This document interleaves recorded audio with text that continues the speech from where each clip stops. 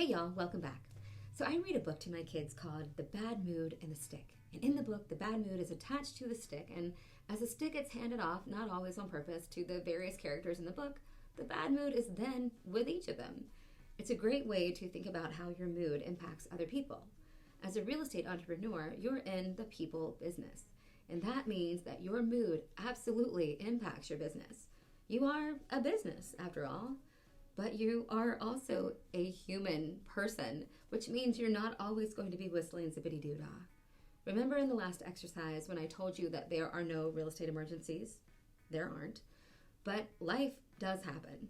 And the problem with realtors is that we tend to have a flair for the dramatic, and we let it own our whole damn day. Do you think dentists don't get flat tires or teachers don't argue with their husbands? I cannot even imagine my mother, a nurse, calling into work because she felt sad that someone that she's never met before didn't call her back. You know you felt that at least once this month. Agents tend to let those little things consume their day and their mood, which in turn affects their business and their bank account. And if they're in transactions with you, your business, and your bank account, right? It's a whole thing.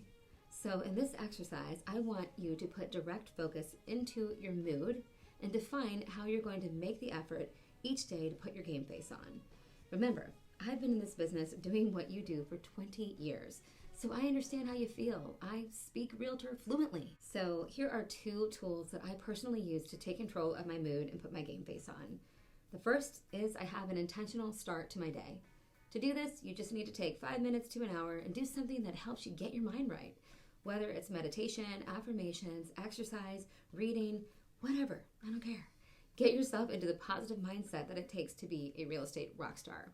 Your energy absolutely 100% goes where your mindset flows. Many people's morning routine involves working out. Honestly, it stressed me out. I was sweaty for 3 hours afterwards, and that wasn't great for makeup. And I love makeup. So I began my days with affirmations and visualization. I always have on a motivational video or a video of something that I want to learn more about while I'm doing my makeup. And I'm also a huge fan of music and impromptu dance parties. I got 4 kids, 3 of them are still at the house, so many times they are also a part of my morning dance party. Even if it's just you and the dog, or just you, the impact music can have is awesome. I highly recommend that one. The key, though, whatever your morning starts with, is to make it intentional and get your mind right and keep it positive. I say this because I've mentored and coached agents now for almost 2 decades, and sometimes that's the hardest part about being a real estate agent, keeping it positive. There's so many doubts and fears and unknowns and complaints. I get it. I've been there, and I've helped solve. And I can assure you, everything is figure-outable, but your mindset really, really matters, okay? So what do you do then on a day where you're really stuck with your bad mood stick? You're depressed, you're feeling like a loser, whatever it is, because you don't want to transfer that bad mood to anybody else, right? It can damage your business and your bank account. Well, vulnerable moment here, I'm going to share a tool that will help you, I know, as much as it's helped me and my team, to not let that mood just totally sabotage the day. It's a tool that I call 15 in the jar. Okay, yep. That is me. That is my jar. And that's first thing in the morning, no makeup. Listen, I get it. I am an emotional creature, but I'm also a boss. And I can't be a boss if I'm stuck in my feelings all day. And so when I have a mood, I set 15 minutes on a timer, and I grab a jar of Nutella, and I allow myself for those 15 minutes to feel all the things. Sometimes I cry, sometimes I yell, sometimes I eat half of that dang jar. But when the timer goes off, the lid goes on, I wrap it up and I get to business.